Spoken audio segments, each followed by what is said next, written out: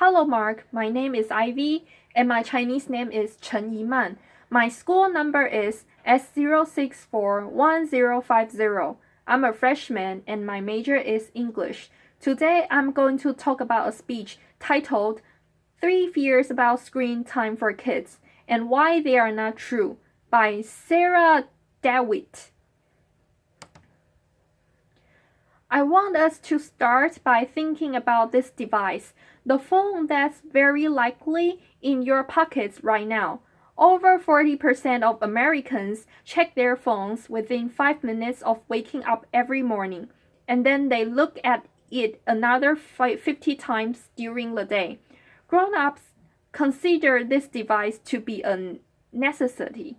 But now I want you to imagine it in the hands of a 3-year-old.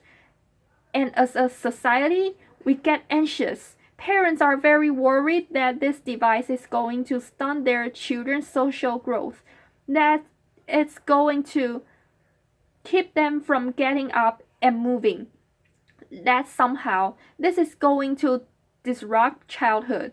So I want to challenge this attitude.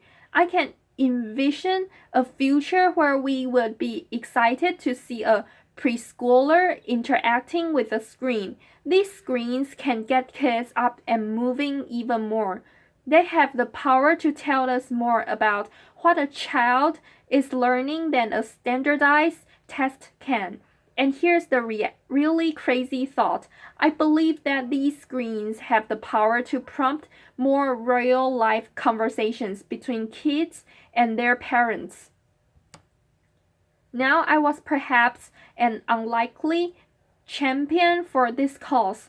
I studied children's literature because I was going to work with kids and books. But about 20 years ago, I had an experience that shifted my focus. I was helping lead a research study about preschoolers and websites, and I walked in and was assigned a 3-year-old named Maria. Maria had actually never seen a computer before, so the first thing I had to do was teach her how to use the mouse. And when I opened up the screen, she moved it across the screen, and she stopped on a character named X the owl. And when she did that, the owl lifted his wing and waved at her. Maria dropped the mouse, pushed back from the table, leaped up, and started waving frantically back at him. Her connection to that character was visceral. This wasn't passive screen experience. This was a human experience, and it was exactly appropriate for a 3-year-old. I've now worked at PBS Kids for more than 15 years, and my work there is focused on harnessing the power of technology as a positive in children's lives. I believe that as a society, we are missing a big opportunity. We are letting our fear and our skepticism about these devices hold us back from realizing their potential in our children's lives. Fear about kids and technology is nothing new. We have been here before. Over 50 years ago, the debate was raging about the newly dominant media, the television. That box in the living room, it might be separating kids from one another. It might keep them away from the outside world. But this is the moment when Fred Rogers, the long-running host of Mr. Rogers' Neighborhood, challenged society to look at television as a tool that could promote emotional growth. Here's what he did. He looked out from the screen and he held a conversation as if he were speaking to each child individually about feelings.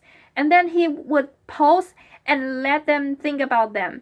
You can see his influence across the media landscapes today, but at the time, this was revolutionary. He shifted the way we looked at television in the lives of children. Today, it's not just one box.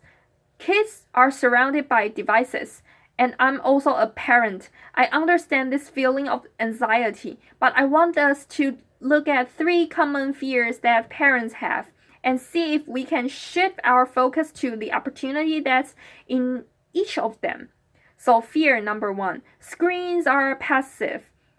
This is going to keep our kids from getting up and moving. Chris Craig and Martin Craig are zoologist brothers who host a show about animals called Wild Kratts, and they approached the PBS team to say, can we do something with those cameras that are built into every device now? Could those cameras capture a very natural kid play pattern, pretending to be animals? So we started with bats, and when kids came in to play this game, they loved seeing themselves on screen with wings. But my favorite part of this, when the game was over and we turned off the screens, the kids kept being bats. They kept flying around the room. They kept veering left and right to catch mosquitoes. And they remembered things.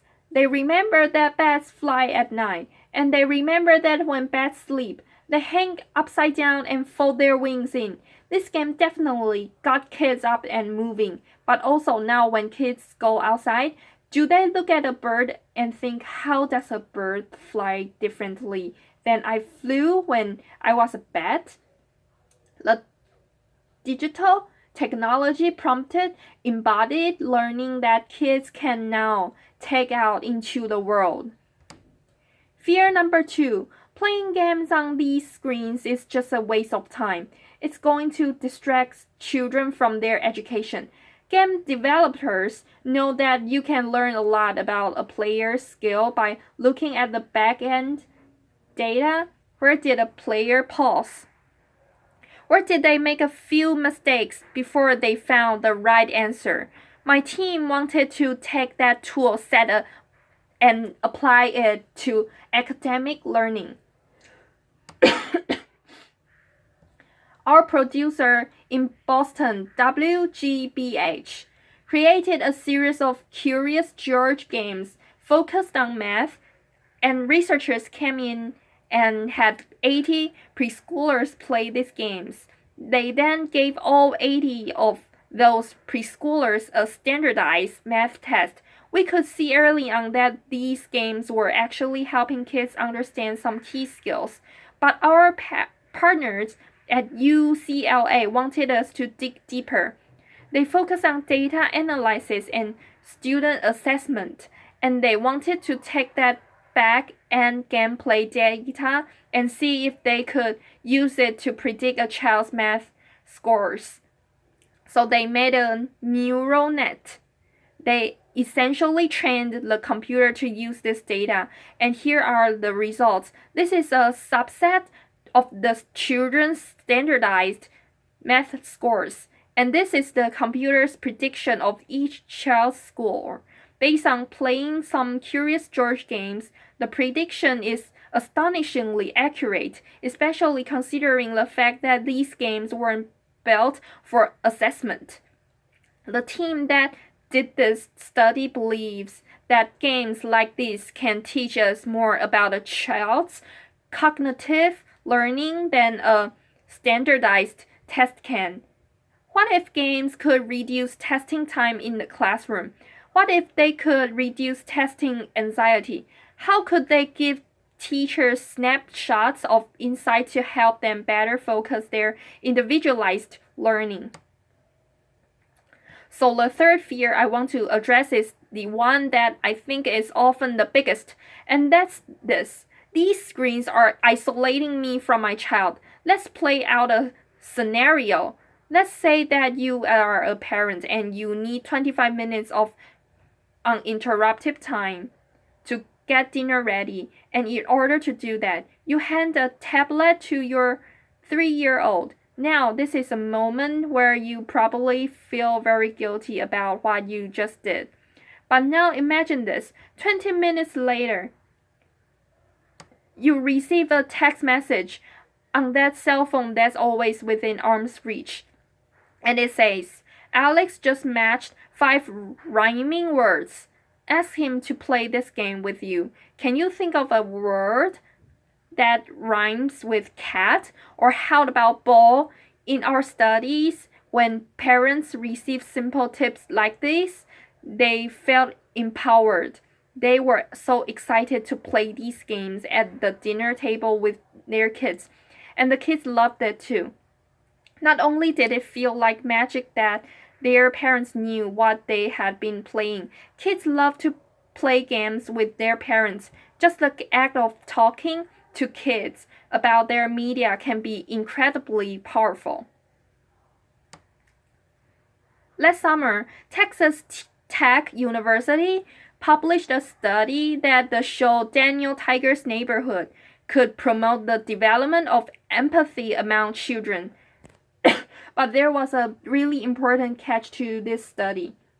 The greatest benefit was only when parents talked to kids about what they watched. Neither just watched nor just talking about it was enough. It was the combination that was key. So when I read this study, I started thinking about how rarely parents of preschoolers actually talk to kids about the content of what they are playing and what they are watching. And so I decided to try it with my 4-year-old. I said, "Were you playing a card game earlier today?" And Benjamin perked up and said, "Yes, and did you see that I made my car out of a pickle?" It was really hard to open the trunk. Laughter. This hilarious conversation about what was fun in the game and what could have been better continued all the way to school that morning. I'm not here to suggest to you that all digital media is great for kids. There are legitimate reasons for us to be concerned about the current state of children's content on these screens, and it's right for us to be thinking about balance. Where do screens fit against all the other things that a child needs to do to learn and to grow? But when we fixate on our fears about it, we forget a really major point, and this is that kids are living in the same world that we live in, the world where the grown-ups check their phones more than 50 times a day. Screens are a part of children's lives, and if we pretend that they aren't, or if we get overwhelmed by our fear, kids are never going to learn how and why to use them. What if we start raising our expectations for this media? What if we start talking to kids regularly about the content on these screens? What if we start looking for the positive impacts that this technology can have in our children's lives? That's when the potential of these tools can become a reality. Thank you. Applause.